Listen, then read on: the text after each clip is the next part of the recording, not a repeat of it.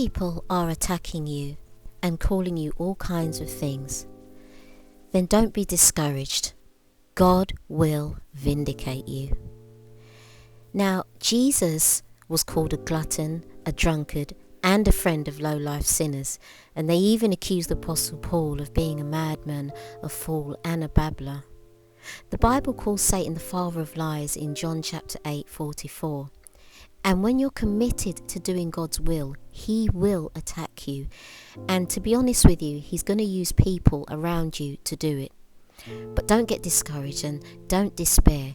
God will vindicate you.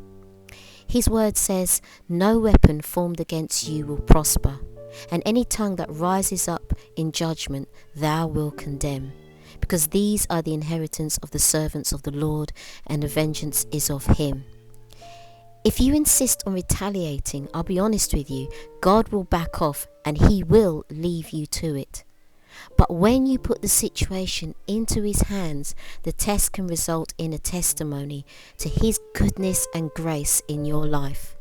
So instead of wasting time complaining and arguing and getting caught up in unfruitful debates, why don't you pray this?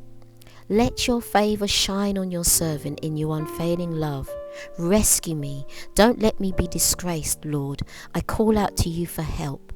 Let the wicked be disgraced. Silence their lying lips, those proud and arrogant lips that accuse the godly.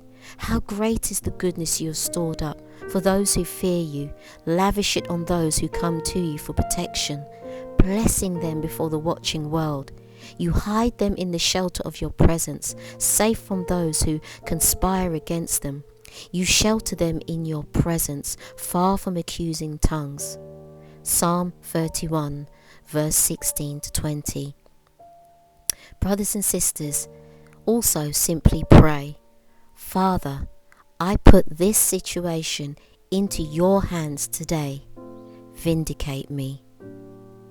Brothers and sisters, in these last days, as I mentioned in part 1, we have to be prepared for these things to happen and to happen more regularly.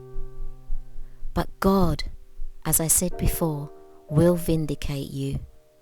Keep praying, keep interceding for those that come up against you.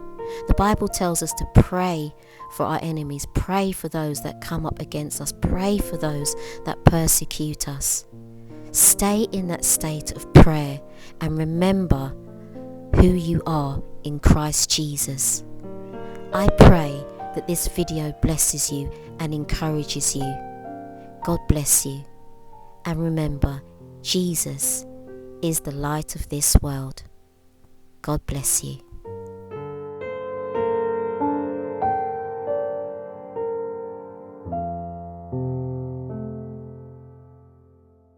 It says this, our God is awesome. He can move mountains. Keep me in the valley